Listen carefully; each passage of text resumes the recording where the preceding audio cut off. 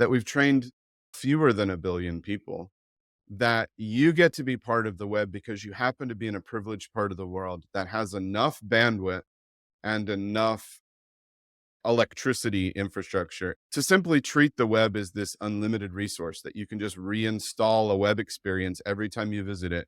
You can re-download the whole 10 megabytes of JavaScript and images. We have an entire industry, web performance optimization, to solve the problem of how do we get an entire application across the wire and reinstalled and have it look almost instantaneous. And that's like a created problem, taking about 2/3 of the world that doesn't have those privileges and treating them as second class citizens or not citizens at all. You're not going to solve big problems like that by just inventing a new framework. You're going to have to completely rethink the way the web works.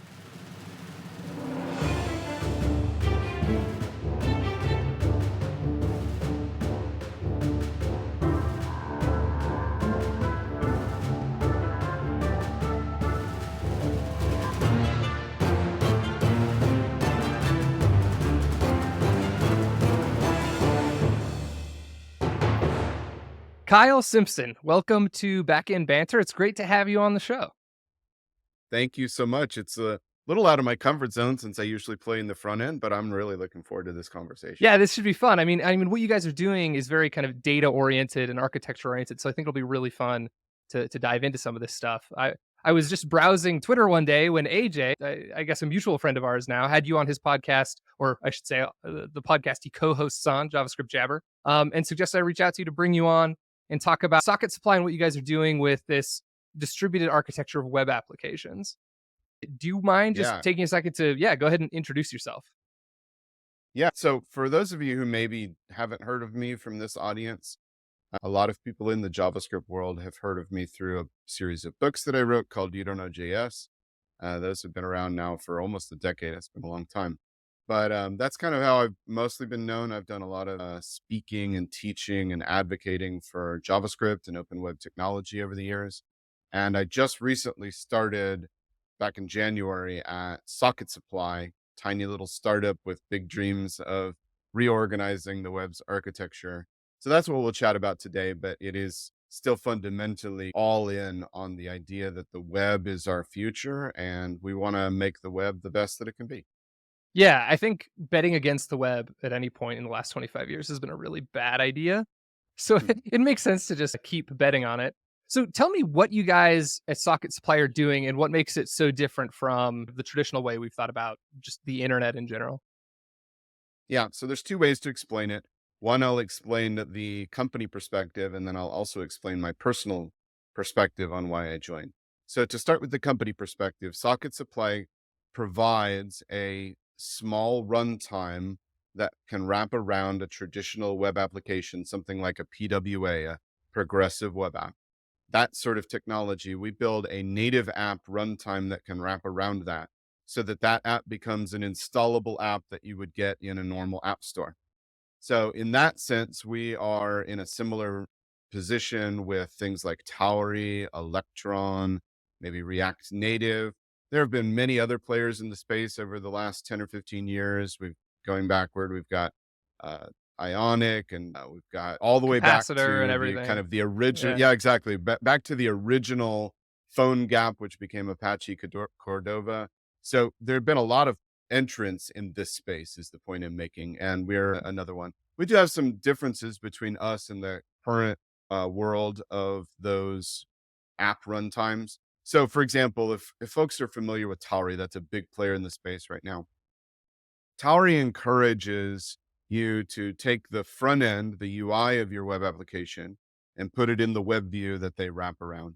But they encourage you to write the back end of your application, that sort of back end, or even what I might call the middle end, but the back end of your logic. They encourage you to write that in Rust, and they put it in a separate process on the device. So you have your main UI process, and then a separate process that is your more traditional backend process. On mobile devices, that works really well because mobile devices already, their operating systems already isolate those processes and prevent a lot of security creep.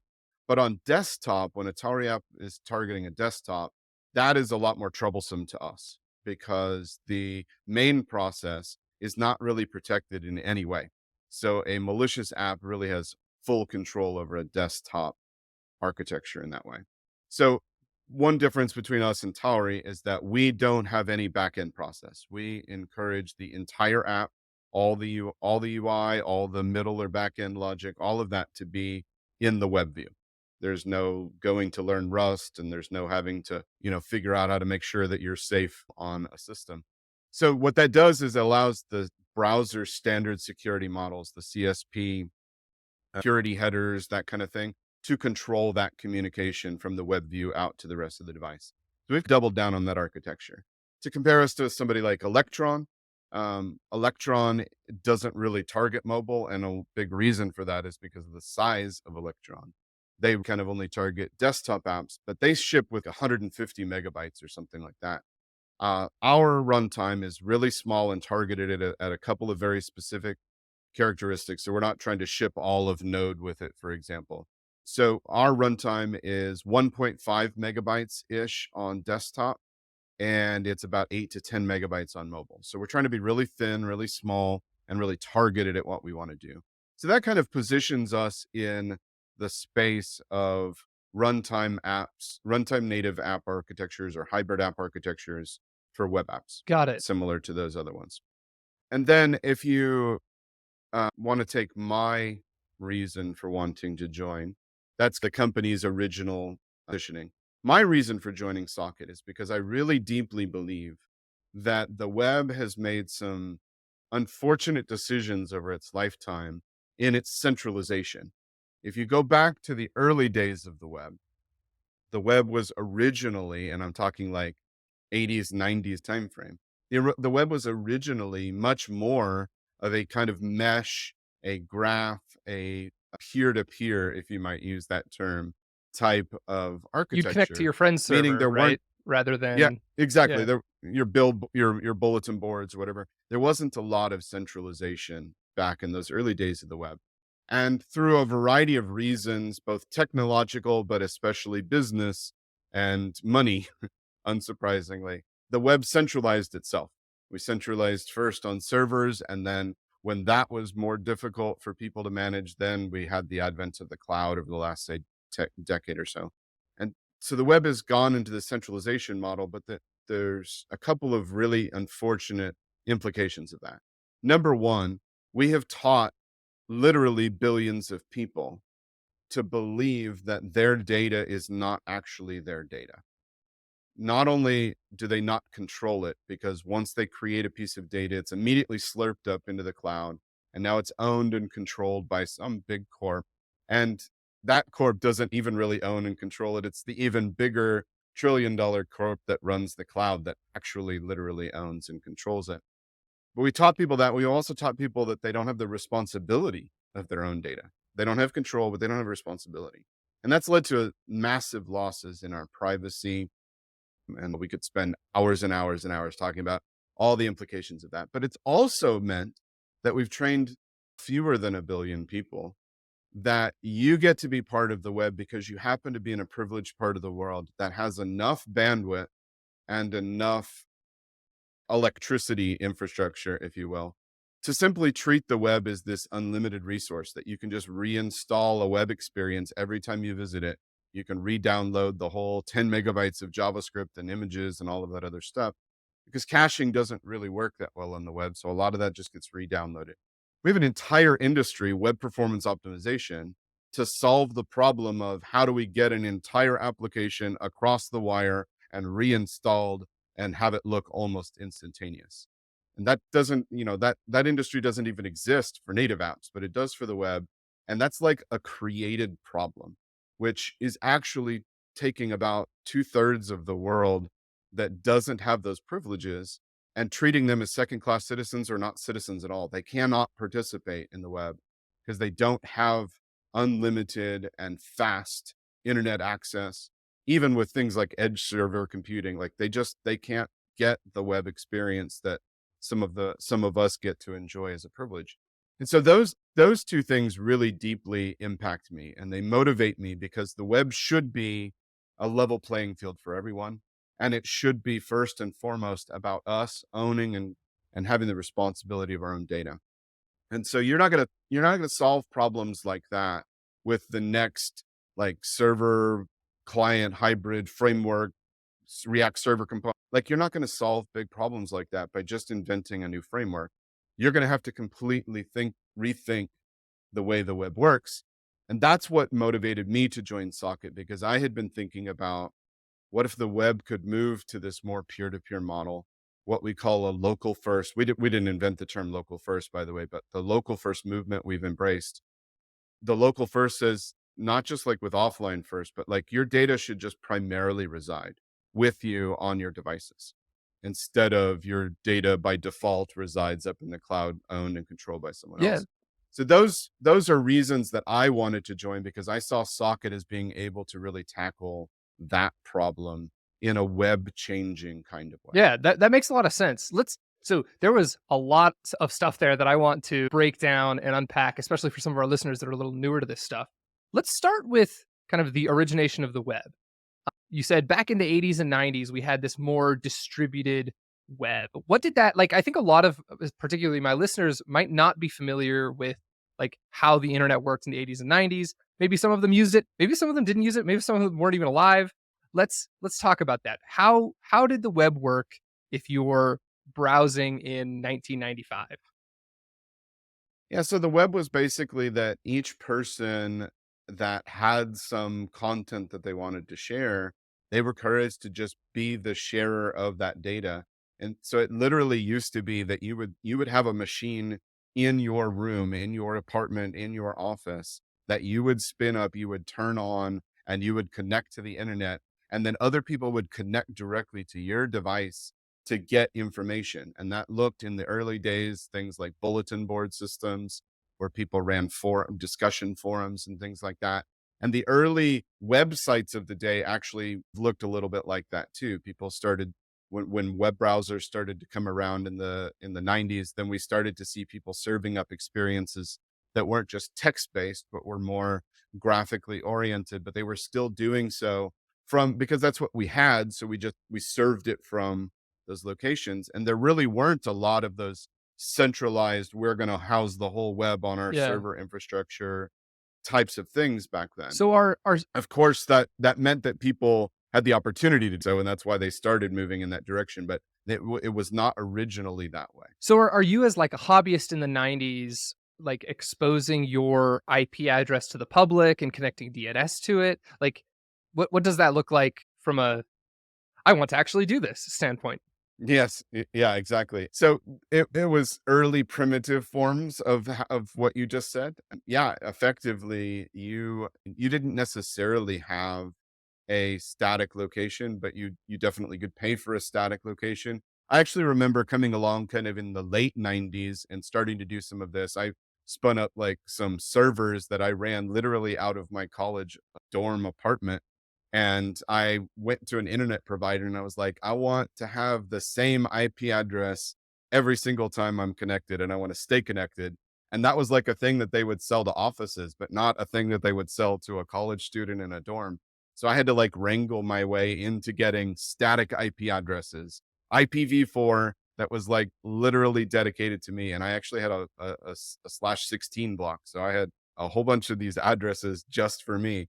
And I assigned an individual IP address to each one of these different, Yeah. machines that I was running. So it was kind of like that back in the early days. Not everybody had the ability to have a static IP address. So there were other ways that people would, if they had to change, then they would communicate through other channels. My location has changed to this. Definitely, that was when DNS was really coming into its own because we needed a way to find where you were if you had changed. Yeah. And so that was so yeah, the early days looked a lot like that. And it was not uncommon for you to come on and try have to work to find something that you used to know where it was. You had to do a little bit more effort to go and find where they were now. Yeah, so, like, I remember playing StarCraft 1, Warcraft 3, where, like, when we said you need to connect to a server, I think it literally meant, like, you're connecting to a server. Right now, when you play if you play, like, a big online game, you're connecting to the cloud server, right? Everything's in one big data center, and everyone's connected over networks, whereas yeah, before it was like, no, like you needed to literally be connected to the same machine as your friend, and you're both going to play. Like if we all sat in the same room to play Warcraft 3 together, like maybe my other three friends would connect to my computer, Mhm. and like my computer would be the server for our little game. I remember back in the early days of Xbox, we did this. This was a little bit past what the time frame that we're talking about, but when the first gen Xboxes came out, and we were, of course, everybody loved the game Halo. I would gather with my friends every Friday night, and we had four Xboxes. He had this huge house. We had four Xboxes, one in each room, like giant kind of like gathering room of this house. And four of us could be on each Xbox, but the Xboxes were locally connected to each other in a LAN, and we did LAN gaming. That was, Yeah. a thing back in the late 90s and early 2000s. And we would just play like 16 of us in these massive all-out war battles with each other. So it was more like that in the earlier days of the web. People organized their own subnets, if you will, of the internet by saying, we're going to gather together, we're going to do this thing. And sometimes it was like a permanent installation, like a thing for a game or a bulletin board. And sometimes it was just these ephemeral things that people would gather in a convention center and set up a hub of the internet for a brief period of time, and everybody connected into that while it existed. Yeah, now LAN gaming is basically gone. Right? If I'm sitting next to my friend in the same room, we're playing a game, we're probably both connected to the same server in Now you're US headed all the East way out to the or cloud. something. Yeah, Yeah, exactly. yeah. So let's talk about that shift. So after we had this decentralized-ish internet in the 80s and 90s, we started moving towards these centralized servers. And my understanding is the primary reason for that is basically convenience. It is a lot easier for me to play StarCraft 2 or Age of Empires 4 with my friend now because we don't have to worry about setting up local internet, like setting up LANs, right? We don't have to figure out my friend's IP address so we can play together. Everything's connected. Even like looking at some other game, like World of Warcraft, you used to only be able to play within one server, and like you'd only see one fragment of the world. But now with like larger infrastructure, you can see all of the other players in the game at the same time, almost due to this centralization. So was it primarily a convenience factor at first? I think it was primarily for a couple of things, try to make things a little bit easier and a little bit more scalable. And so it's a legitimate set of concerns that drove this evolution, combined with the always follow the trail of the money, right? Knew back then that there was no way for one big giant corp to take much of a slice of things if everything stayed decentralized. So they were certainly keen to sell the idea that, hey, if you just put all of your bulletin boards on our set of servers, then it would be so much more reliable. And if something went down, we could immediately bring up a new one and put it back in its. So there was a lot of selling points that did seem to tick off the boxes of convenience, of reliability, even performance, right? My connection to the internet from my dorm was not as good as the connection that I could get if I co-located in a server center. So eventually, a few years after running it in my dorm, I had servers that I was paying for rack space on a rack in a co-located data center because they had a fatter internet pipe, and I could get a faster connection, faster upload and download. Performance and convenience and reliability, robustness, all of those were very compelling reasons why, little by little, the fragmented, decentralized web started to congeal into fewer and fewer centralized hubs with many, many spokes. Got it. So now let's talk about how, and I'm going to go back and review some of the stuff you said about socket supply. So you have this app wrapper, and I know a lot of my audience might not be super familiar with how mobile applications work, but correct me if I'm wrong. What you're basically doing is taking maybe some sort of a Node.js runtime or JavaScript runtime, maybe it's the browser runtime, WebView, and you're running web applications in a native wrapper that is compiled to native code so that these apps can run on a user's mobile device, even though it's essentially a web page. Yeah, it is like that. Let me make Yeah, sure I'm very clear on things. Every single major computing platform today has a built-in web view, which is effectively a headless web browser. Something a lot of people may not know is, for example, on Windows, the like Windows 11, the latest versions of their operating system, significant chunks of the operating system user interface itself actually run through the built-in WebView 2 on the Windows platform. So actually, little by little, more and more of the computing platforms that we don't think of as being web have moved to the web stack for a variety of reasons. Like it's like the web has always been this really good bet. And so you've seen it creep in even to operating systems. So what that means is all the mobile and popular desktop platforms. We're talking about Windows, Linux, and Mac. We're also talking about iOS. We're talking about Android and even Chrome OS.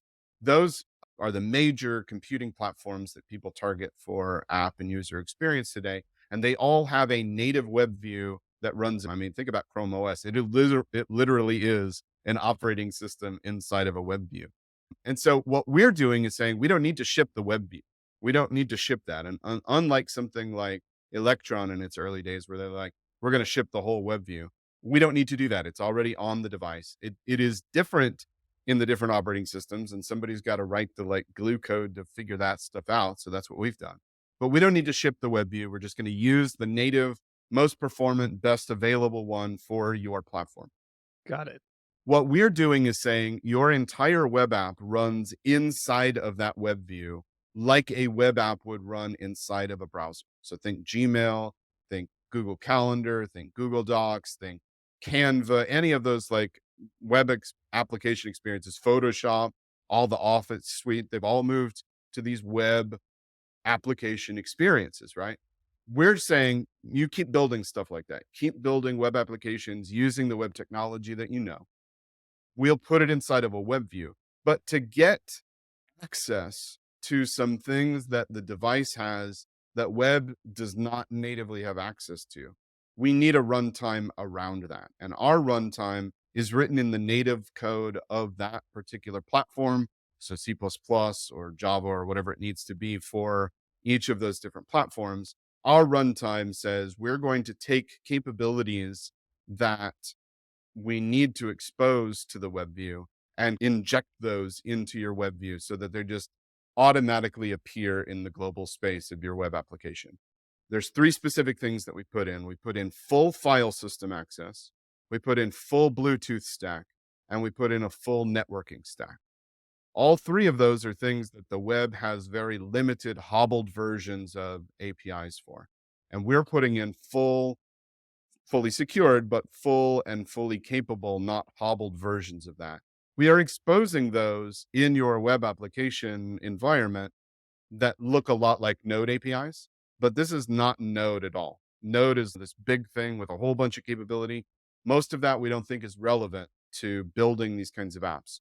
So we're committed to putting only in there what you actually need to take advantage of the full device. And those kind of the big three. There'll be a few others I think that will ship, probably like geolocation, a few other things that are hard to do the more advanced stuff without So native capabilities. But that's what we're doing is this thin little wrapper around the web view. We ship your web app code and run it in the web view, and then our code runs around the outside of the web view to give it these additional capabilities. got it. So I'm hearing two benefits here. So if I were to compare what I'm hearing to React Native. So React Native is another way to write your JavaScripts in, or write your JavaScripts, write your apps in JavaScript, specifically with the React framework, and get access to a bunch of native capabilities. It sounds like you're doing that, but you're not necessarily tying it to React. You're kind of exposing these lower level APIs that mobile devices make available, things like the file system or geolocation, through JavaScript APIs. So you can just write your web app.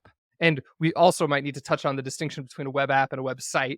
It sounds like this is more tailored towards web apps that you like load and then do a bunch of dynamic stuff in, like you said, like a Gmail, where it's not really a static website that you just go and look up some information on. Rather, it's maybe an app that you load and you see all of your own user specific data on. So that's like the first thing that I heard, which is, okay, great. I get to write mobile apps in web technologies, right? Maybe I know HTML, CSS, and JavaScript. I want to write mobile apps. And I can do that without learning the native stack. And then the other one that you said was really interesting to me, because this is the first time I've heard this, like you're not shipping a web view, which is obviously what like Electron does, right? It wraps up the entire basically Chromium browser and ships it down when you install Slack or Discord or what have you. So it sounds like you also get these kind of lightweight benefits. Am I summing that up reasonably? Yeah, to start in reverse, that's the main reason why we don't have to ship 150 megabytes to a desktop is because we're not shipping Chromium. We're not shipping a web view. We're just going to use the one that's already there. We think that's the best option, both for security and for performance reasons. Certainly, that makes our lives more complicated because we have to deal with all of the differences between the web view on Windows and Mac and Linux and the mobile operating systems. That makes our lives more difficult and it's definitely challenging, but we think long term, that's the best strategy because why ship a web view onto a device that already has a web view? There's absolutely no reason for that. If the device is a powerful web view. I mean, even a few years ago, that wouldn't have even been a reality because not all devices had a web view, and the ones that did, they were significantly hobbled. But we are seeing, fortunately, this shift to say that the web is a stack in and of itself. And so they're embracing the idea that it should just be a native core experience in those operating systems. And that's all to our benefit because now we can hook into that and ship really good, high quality, performant experiences inside of the web view. But it is a web experience. We're not doing, like, for example, React Native, they're actually transforming your code into native code. They're transpiling your React code into native code for each of those platforms. We're not touching your web application logic at all. We're shipping it as is, byte for byte, exactly the way that you write it, which means you have full freedom of choice. You can use whatever frameworks or tools or no framework at all. If you're like me, I like to write vanilla. However you want to write it and build it, we just ship it into the web view.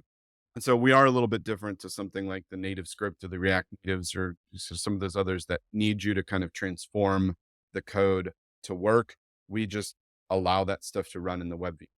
Um, some of the trade-offs are that you're not necessarily going to get platform native UI rendering. And this has been a big debate that the world has had about should every Android app look like an Android app, and should every iOS app look like an iOS app with the iOS native controls and things like that. And people rightly come down on both sides of that divide. Some people are like, absolutely. Yeah, that is part of what makes it so awesome to make an iOS or an Android app or Windows or Mac or whatever. And other people are like, we're all building all these custom experiences and designs and controls anyway, so it doesn't matter. Right. So I might be a little bit more in the latter camp because I actually think that it's good for experiences to be different and for us to be able to take advantage of different sorts of capabilities. But some others are like more dead set on the iOS button has got to look like the iOS button or it doesn't feel right. So that is one of these explicit trade-offs is that we're saying we're not going to try to put the iOS button on top of your app like that. We don't think that's the way to go. We'll let you build what kind of experience makes sense for your app with HTML, CSS, and JavaScript. So just use those skills and keep doing that. But now you get to do it for every platform instead of just a. Yeah.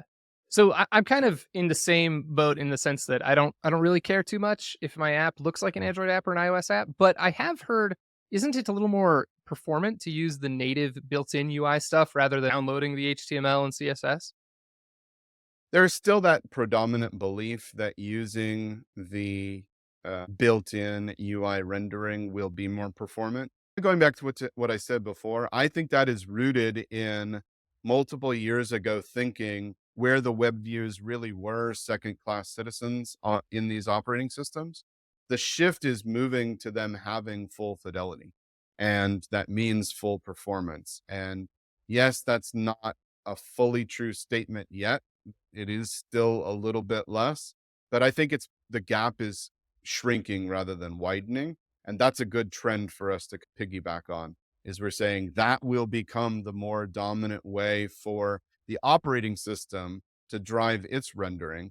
And it probably, and it maybe already happens. I don't know all the internals of, say, the iOS architecture, but I wouldn't be at all surprised if they're rendering some of that stuff using their own web views anyway, and so it probably won't be long before you'll just be able to do the same kinds of form controls in a native app versus a web app on an iOS device. I wouldn't be surprised if that eventually happens because the web as a stack is just so compelling to operating system developers that they've just weaved it in directly, Yeah. right? They know that people They know that third parties want to build in it, but they also want to build in it. And that's why they've made it a first class citizen. Yeah, that makes a lot of sense. Okay, so up to this point, we've had front end banter, and we've talked about Hmm. how we can distribute essentially client side bundles of HTML, CSS, and JavaScript, or even native code down to like mobile devices and desktops.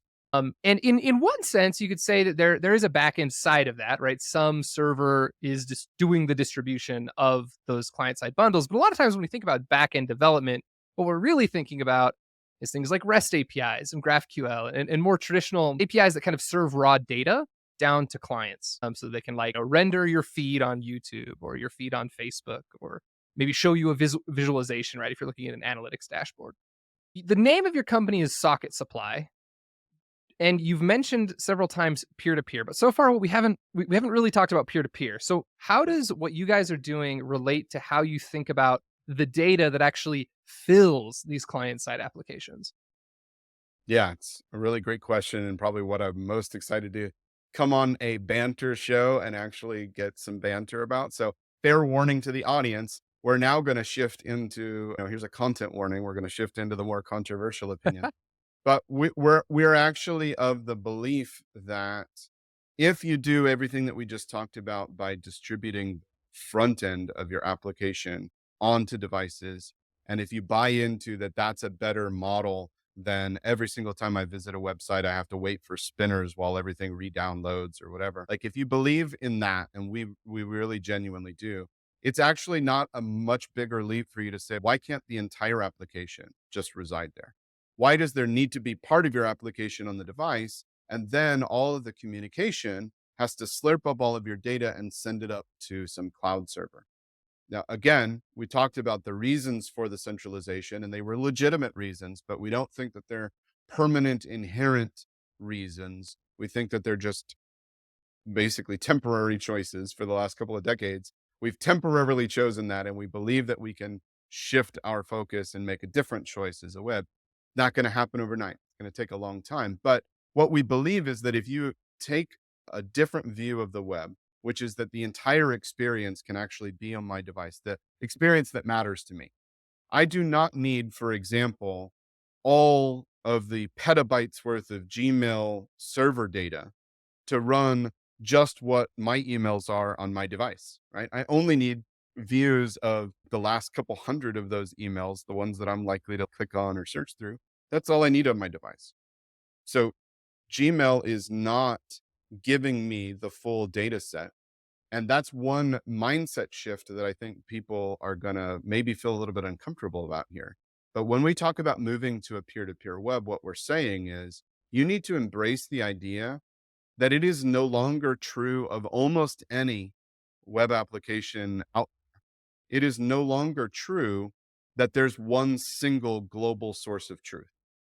We think of there as being like the one master database for Amazon e-commerce, or the one master database of what is the Twitter social feed, or the one but that's not actually true. There are tens of thousands of different slices of that data running in different parts of the world, and they are syncing with each other. But we had this term for a while that we used to throw around called eventual consistency. You're Some of talking you about probably CDNs, by the way, heard. right? Not really. I'm talking about like database synchronization. Got it. CDNs are distribution of Like static distributed files. I'm database talking about clusters. exactly right. So we have this term like eventual consistency, like my 10,000 different databases are communicating with back channels and they're updating each other. But the reality is that they're never consistent. So I think we should just embrace the concept that we're in a never consistency world rather than in an eventual consistency world.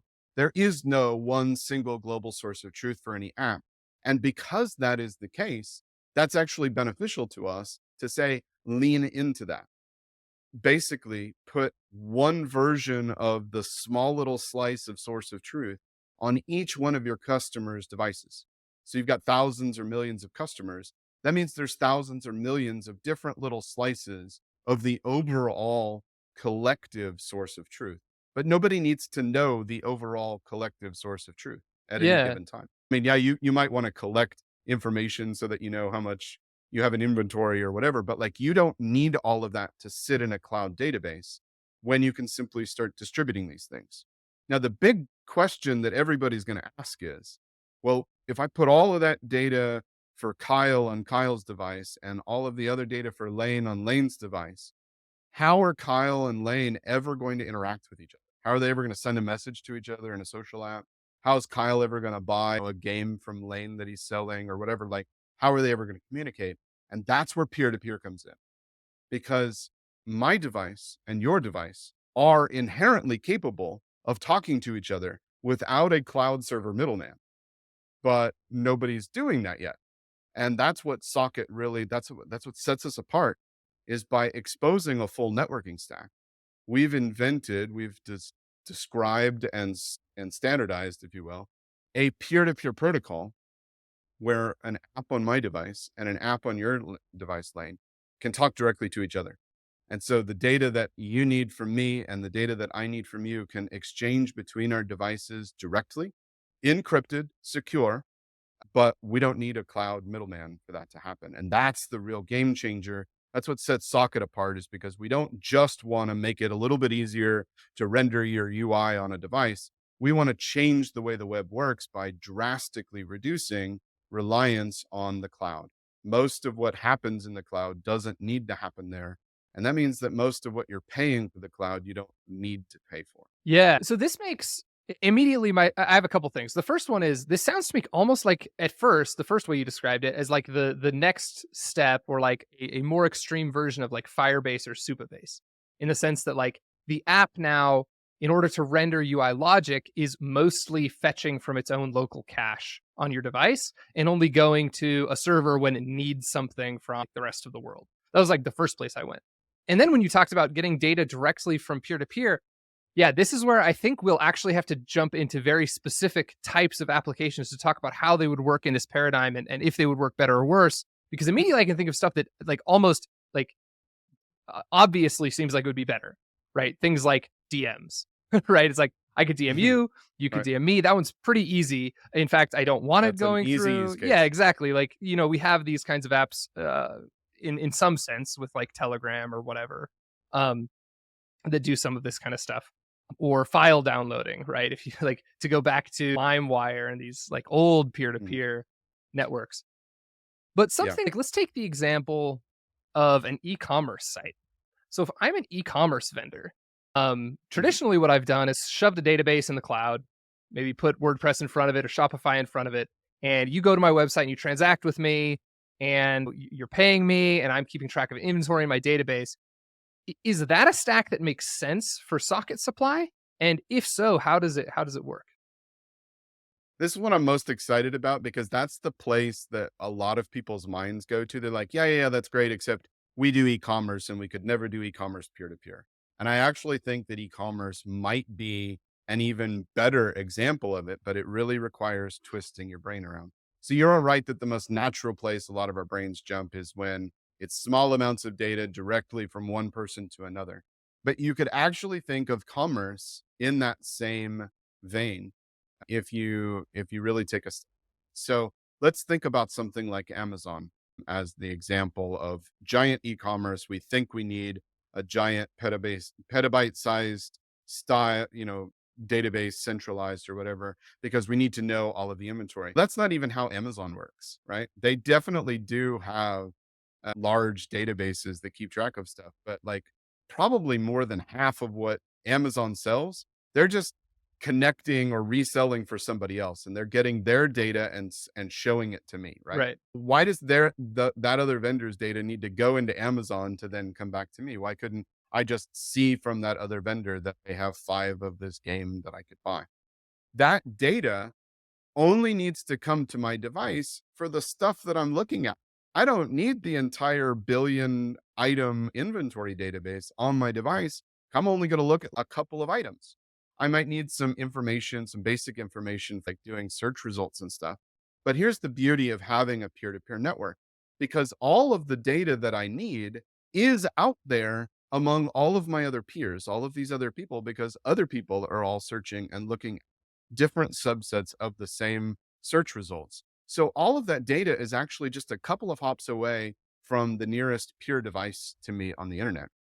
And so when my device running an e-commerce like Amazon says, I need to find this stuff out, it is actually querying out to hundreds or thousands of my peers and collecting all of that data and beginning to render and show me that data instead of going all the way up to the mothership cloud server and saying, you tell me what the slice of view Kyle needs to see is. I only need a tiny little slice of that, and I can get just what I need from the peers around me. Now, there are parts of this that are going to feel more naturally like they need to be centralized. Let's talk about the actual credit card charging, for example, right? Um, it probably feels to most people like the only way for me, if you had any exposure to doing e-commerce, and I have like literal current experience with this, I'm Yeah, like I building use like a Stripe. site I for a outsource it to another yeah. centralized I provider. was Yeah. gonna say exactly. I use Stripe because I'm building this website for a table tennis club that I've started in town, and I need to charge people, and I'm using Stripe, right? So it seems like there's got to be servers for that stuff. It is true that in our current Web 2.0, or what I would call the future of what I'm describing, I would call Web 2.5, so not all the way Web 3. It is true that there are parts of this that will still make sense, perhaps more centralized than decentralized. And processing credit cards is certainly one of those things. Sending out emails or infrastructure that is already inherently centralized, and we're not going to see SMTP protocol for email delivery decentralize I was itself. going to say Like we're email is still going to actually have counterintuitive SM. because it started out decentralized as an It did. SMTP protocol and then it's centralized. And so you're saying that actually it does make sense to keep it centralized.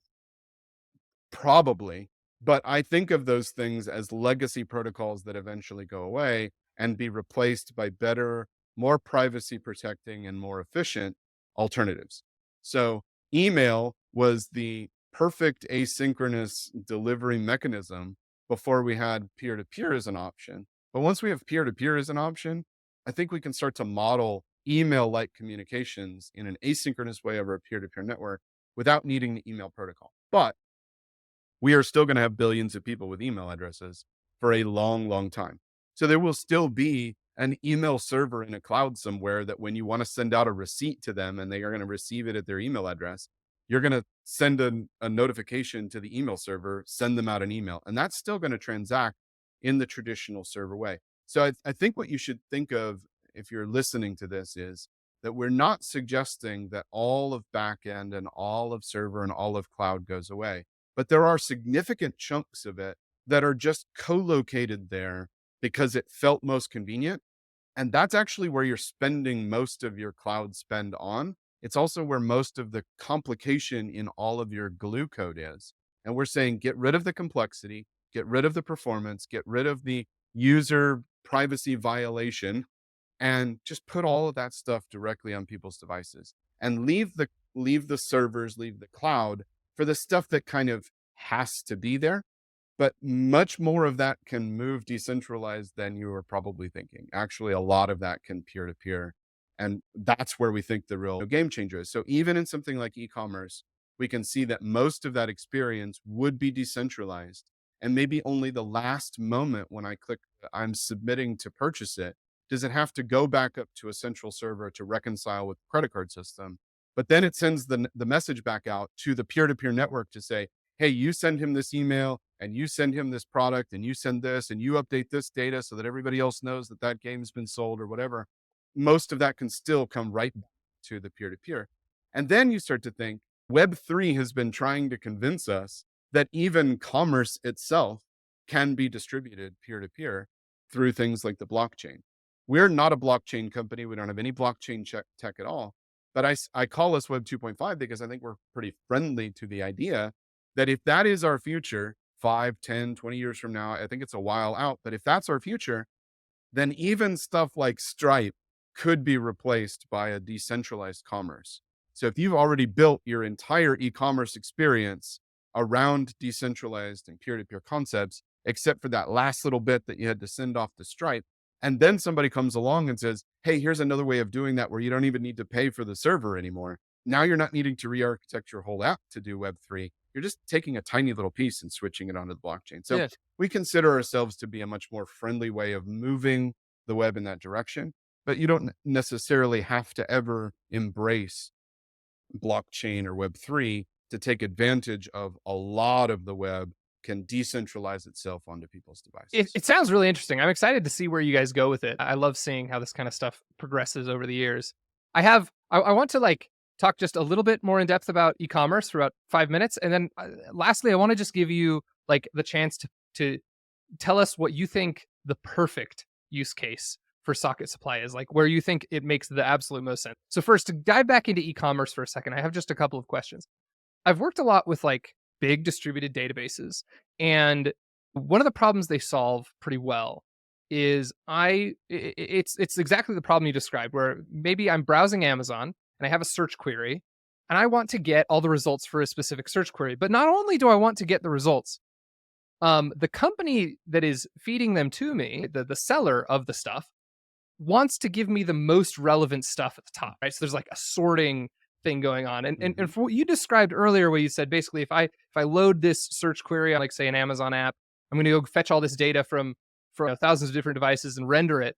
I see two potential problems. The first is that sounds like an insane amount of bandwidth, right? I've got to connect to like 1,000 different devices so I can render one page potentially to go patchwork all of this data that's living on all these other devices. And the second problem I potentially see is, as the seller, if my customers are just haphazardly getting data from all of these different places, like how do I know that they're seeing like relevant stuff? What if I want to like change the order in which they're seeing my products? So I guess a Yeah. performance and then like a customer experience problem. Yeah. Great questions. I'm glad you're asking those. So, first off, to talk about this performance question for a moment.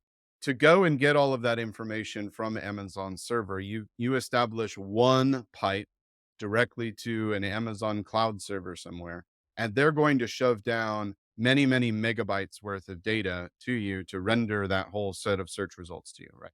All of the images, all of the product descriptions and current quantity, and all, and you just think about Amazon's webpage is just a ton of information that's being shoved down to you. Almost all of that was dynamically rendered. It was dynamically computed and fed to you. Well, what we're actually saying is that the same experience, the same information that I need as a consumer to look through results and make decisions and say, I want to look at this, but that one's definitely not what I'm looking for. I need it in black and not blue, and they only have black or whatever. All of that stuff that could actually be fed by drastically less data. So rather than counterintuitively, where you might think this is going to require me getting megabytes from thousands of people, you only need to get like less than a couple of kilobytes from each other person. So what you're doing is taking, instead of one giant pipe of all of this stuff, you're getting tiny fragments from everyone else. And the tiny fragments add up to far less than the one big thing, because your app now has the ability to start rendering only the stuff that you need.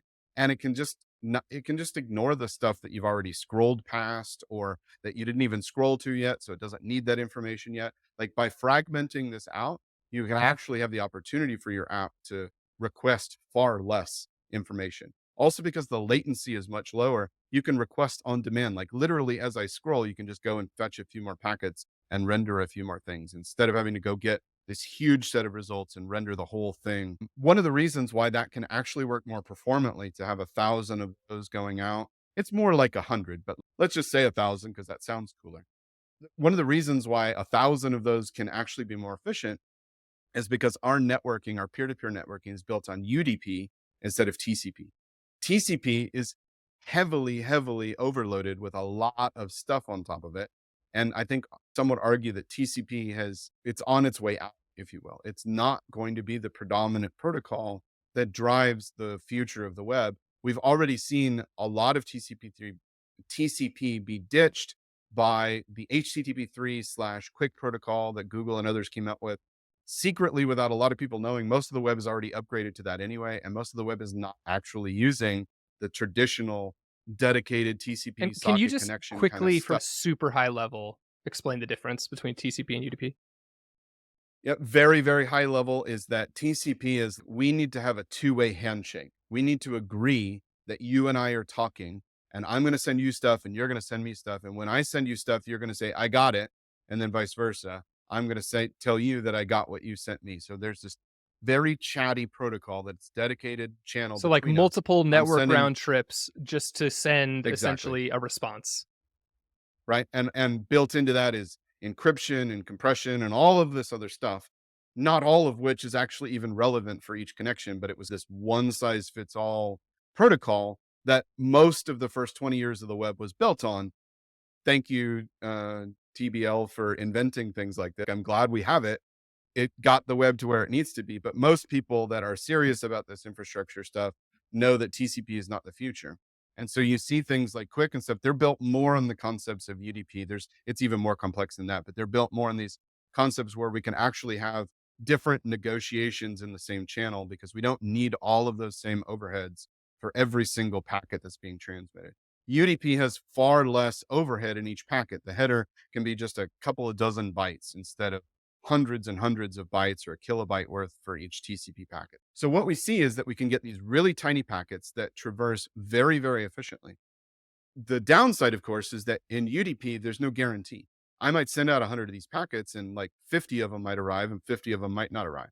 So we do have like you and I are chatting over one of these web things. Almost certainly our audio and video is being transmitted at some part of the transport layer through UDP, because if a frame is missed or a single little bit of my sound is missed between you and I, nobody cares. It doesn't matter. So stuff can get lost. You can have these lossy communications.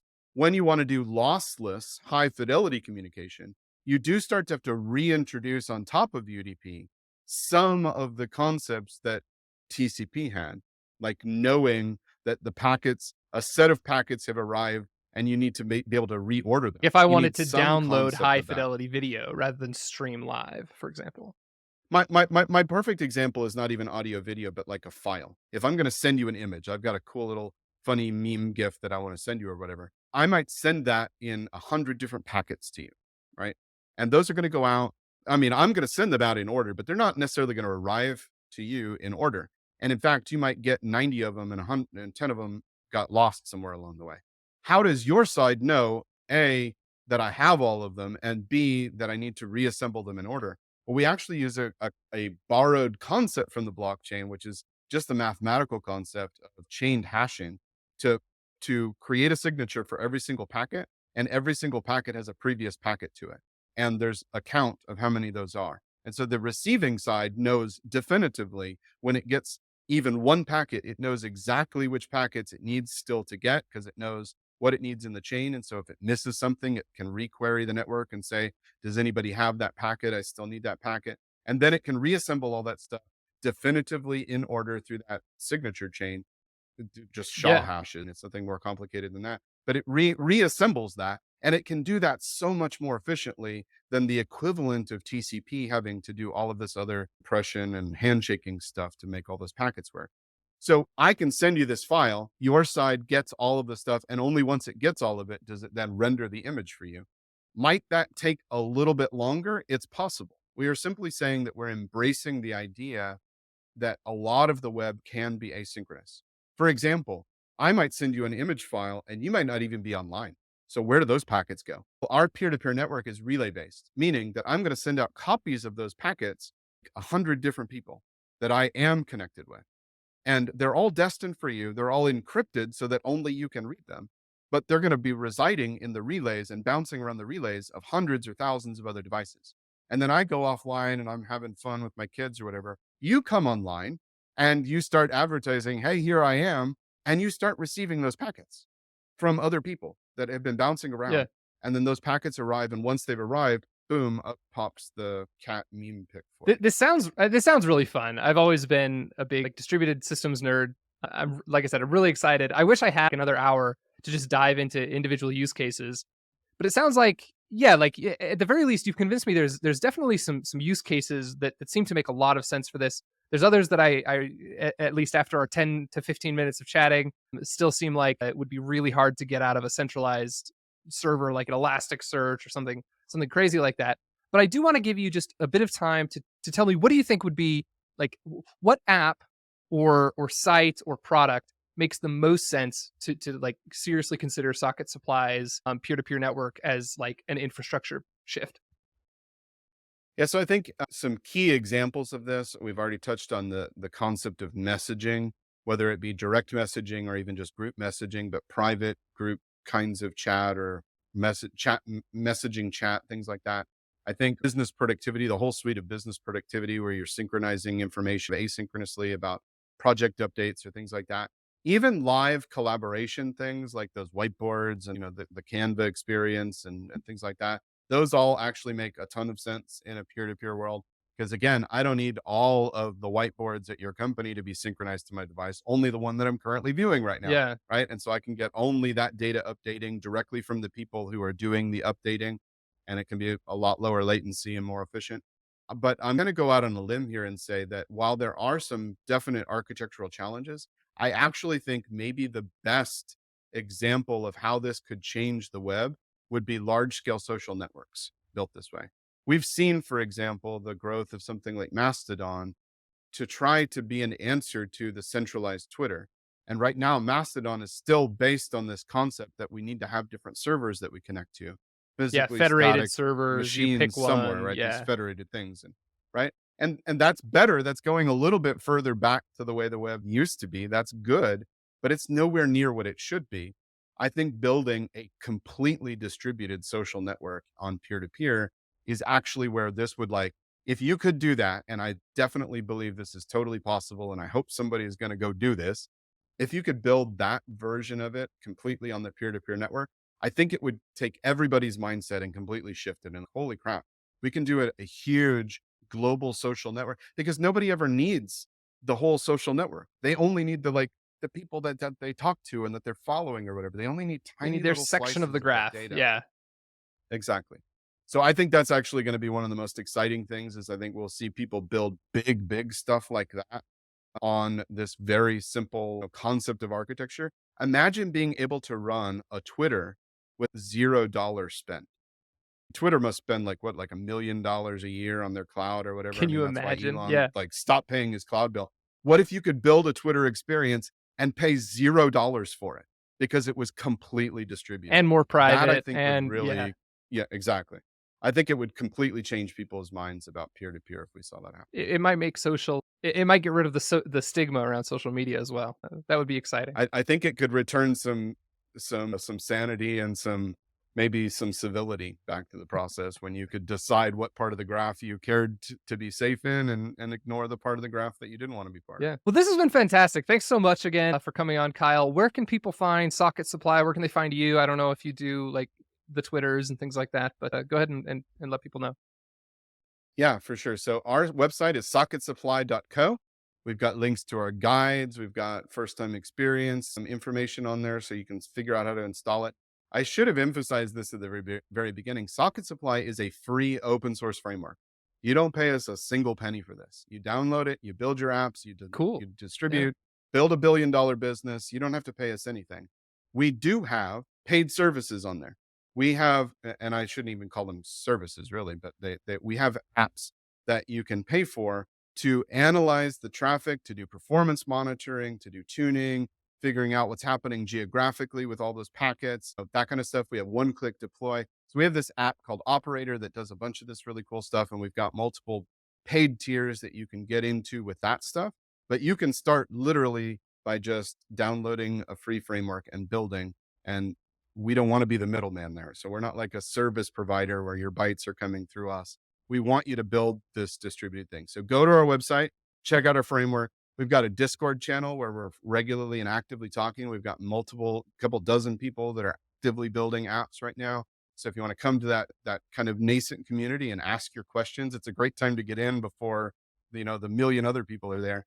Ask those questions and say, hey, I want to build this thing and I want to try it out. I want to see if I could build it. I currently am building a little game on it, and it's like a real-time game, and so there's some challenges with real-time communication, but there's still things to figure out. Yeah. We're going to work on a real-time protocol on top of our peer-to-peer protocol, and so there's a lot of exciting stuff. So I hope people will just come to our website, check out our guides, download our free framework, and join our Discord channel. That would be awesome. Amazing. Thanks again, Kyle. I'll talk to you later.